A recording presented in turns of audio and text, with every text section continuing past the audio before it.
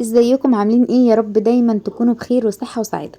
النهاردة بقى جايبه لكم طريقة قرص طعمها تحفة جدا جدا جدا. الحمد لله بفضل الله كل اللي دقها قال خطيرة. انا عاملة كذا نوع قرص قبل كده على القناة، قرص طرية، قرص مبسوسة، الفتوت، لكن القرص دي بقى قوامها طاط كده دحلاب دحلاب عجينة هو طري طاط كده دحلاب دحلاب عجينة. حاجة كده بصراحة مش عارفة اوصفها. يا رب تجربوها وتقولوا لي ايه رأيكم فيها. انا هعمل مقدار كيلو في الفيديو، وهسيب لكم في صندوق الوصف كل المقادير بالتفاصيل، وهسيب لكم كمان المقادير لنص كيلو دقيق. الأيام كانت حلوة، الناس كانت حلوة، الحاجة كان ليها طعم يا عاطف، كان فيها بركة. بتبقى حلوة قوي مع العسل الاسود، بتبقى حلوة قوي مع الجبنة، بتبقى حلوة قوي مع المربى. من غير رغي كتير يلا نخش على الطريقة والمقادير. ببركة بسم الله. هنا بدأنا كده، كان معايا كوباية من اللبن الدافي، ابتديت انزل عليها بمعلقة كبيرة من السكر، ومعلقتين كبار مليانين من الخميرة الفورية، وهبتدي هقلبهم مع بعض كويس جدا، وهركنهم كده على جنب جنب مني عبال ما ابتدي في المقادير. لو الجو عندك ساقع قوي حاولي تحطيهم في مكان دافي عبال ما تشتغلي في بقية القرص. اهم حاجة بقلبهم مع بعض كويس عشان اتأكد ان السكر دي. بعد كده معايا كيلو دقيق مخبوزات منخول، ومعايا كوباية من السمنة، ومعايا نص كوباية من الزيت، ونص كوباية من القشطة البلدي. دي القشطة اللي بطلعها من وش اللبن، دي اختياري مش اجباري، دي بتضيف طعم حلو للقرص، لو مش موجودة مفيش مشكلة. وكمان 3 معالق كبار من السكر، ورشة بسيطة من الملح. اول حاجة كده ببتدي باخد السمنة وباخد الزيت معايا على النار، عشان ان انا عايزة ادفيهم. انا عايزاهم دافيين بس، مش عايزاهم يقدحوا ولا اي حاجة خالص. كمان هقولك اثناء الفيديو لو انت عايزة القرص تكون طرية عن كده تعملي ايه. بعد كده جيت للدقيق، نزلت عليه بالسمنة والزيت بعد ما دفتهم مع بعض، والسكر. السكر هنا كان مقداره معايا 3 معالق بس من السكر، لو انت عايزاها تكون مسكرة شوية ممكن تزودي تخليهم حتى نص كوباية من السكر، مفيش اي مشكلة. بعد كده ابتديت ان انا ابسهم مع بعض كده او افركهم مع بعض. انا مش بفرك كتير ولا ببست كتير، بس لغاية لما اتأكد ان الدقيق شرب كل السمنة والزيت اللي معايا. القوام هنا بيطلع قوام حلو قوي للقرص، يعني قوام تحبيه كده، اللي هو مش طري. يعني في ناس ما بتحبش القرص تبقى طرية زي العيش، فانت لو عايزاه يبقى طري عن كده شوية، هتحطي بدل كوباية السمنة كوباية زيت، وبدل نص الزيت نص سمنة. يعني هتخليها كوباية من الزيت ونص كوباية من السمنة. المهم في المرحلة دي بقى ابتديت انزل بنص كوباية القشطة وقلبتهم مع بعض كويس. وهاجي بقى عشان هعجن اهو، اختبار الخميرة فارت ما شاء الله اهي. على فكرة اللي كان معايا ده كمان كان لبن رايب، يعني هو كان لبن موجود عندي وراب، ممكن تستخدمي لبن رايب او لبن عادي في الوصف. تمام. نزلت كده بكوباية اللبن اللي متدوب فيها الخميرة والسكر على الدقيق، وهبتدي ان انا هشغل عليهم العجين. ممكن تعجني بايدك مفيش اي مشكلة خالص، انا بحب العجن على ايدي جدا، بس بما اني عندي شوية مشاكل صحية في ايدي اليومين دول مبقدرش اعجن عليها. المهم ابتديت ان انا الفهم مع بعض كويس لغاية لما اللبن يختفي. وبعد كده جبت معايا نص كوباية من اللبن، كل اللبن اللي انا بشتغل بيه دافي يا جماعة.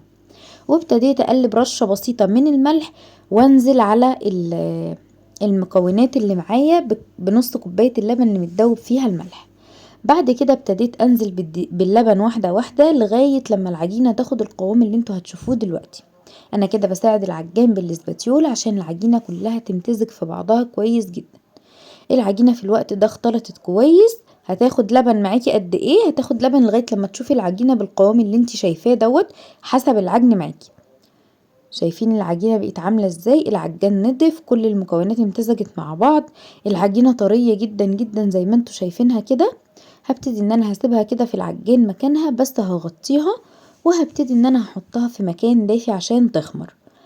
بما ان احنا في الشتاء ممكن تحطيها في الدولاب، او ممكن تدفي فرن البوتاجاز حاجة بسيطة وتدخليها جواه لغاية لما تخمر.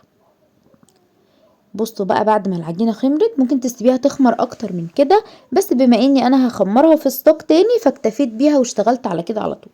لكن ممكن تسيبيها تخمر اكتر من كده، هتبقى احلى واحلى كمان. المهم العجينة متغطية زي ما هي كده، هبتدي ان انا هقطع منها قطعة بقطعة عشان اعملها كور كده واحطها في الصاج او في الصينية معايا. ممكن تدهني الصينية او الصاج بدهنة بسيطة من الزيت، بتساعد برضو ان القرص يكون لونها حلو اوي.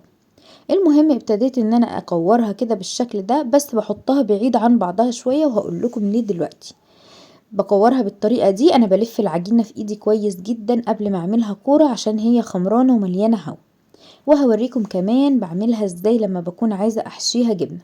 عايزة اقول لكم ان هي بتبقى حلوة قوي مع العسل الاسود، كمان مغذية للاطفال، خاصة الاطفال اللي بيبقى عندهم انيميا. جبت قطعة كده من العجينة وابتديت ان انا افردها كويس، خاصة من الاطراف، عشان احط في النص كده جبنة. الجبنة المالحة بتبقى حلوة قوي مع القرص دي. وابتديت احط الجبنة جواها كده وهبتدي ان انا هقفل عليها. كمان هسيب لكم في صندوق الوصف كذا طريقة قرص عملتها قبل كده. اخر مرة كنت عاملة معاكم طريقة القرص بالقرفة والسكر، كانت حلوة وممتازة جدا.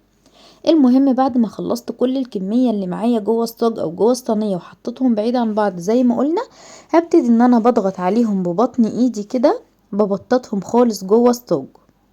انا هنا دهنة بسيطة من الزيت في الصاج او الصينية اللي موجودين عندي. ابتديت اضغط عليهم كده على كل الكمية اللي معايا. شايفين؟ عايزاكم تاخدوا بالكم ان هي الكمية متبططة خالص. ابتديت ان انا اغطيها واسيبها في مكان دافي لغاية لما تختمر. بسيبها قد ايه؟ التخمير بيختلف في الصيف عن الشتاء. يعني في الصيف بيكون اسرع. اهم حاجة تكونوا شايفين العلو اللي انتوا شايفينه ده، القرص عليت لفوق كده، العجينة عليت لفوق. في الوقت ده بقى بكون مشغلة الفرن لغاية لما تسخن كده. لو ما عندكيش مؤشر حرارة، لغاية لما تسخن زي ما بتدخلي الكيكة بالظبط. اما لو عندك تخليها على 180. وفي ارضية الفرن حطيت طبق يكون فيه شوية من المية المغلية وفيهم شوية من الخل، عشان الطبق ما يسودش معايا. ليه المية المغلية بالخل؟ ودخلت القرص وقفلت. ليه المية المغلية والخل؟ عشان تخلي القرص تفضل طرية لغاية لما نخلص. ممكن في الاخر تديها دقيقتين كده على الشواية لو انت حابة ان هي يكون لونها محمر شوية. بس هي دي كانت طريقة القرص اللي معايا. اتمنى يا رب تكون عجبتكم، وتحطي لايك للفيديو وكومنت حلو وتعملي شير للفيديو. عايزة اقول لكم ان هي قعدت في الفرن حوالي من 12 لربع ساعة، ما بتطولش خالص، ما بتاخدش وقت خالص في الفرن القرص دي. الحمد لله رب العالمين، عجبت كل اللي دقها، وبألف هنا وشفا. اتمنى تحطي لايك للفيديو وتعملي شير عشان غيرك يستفيد.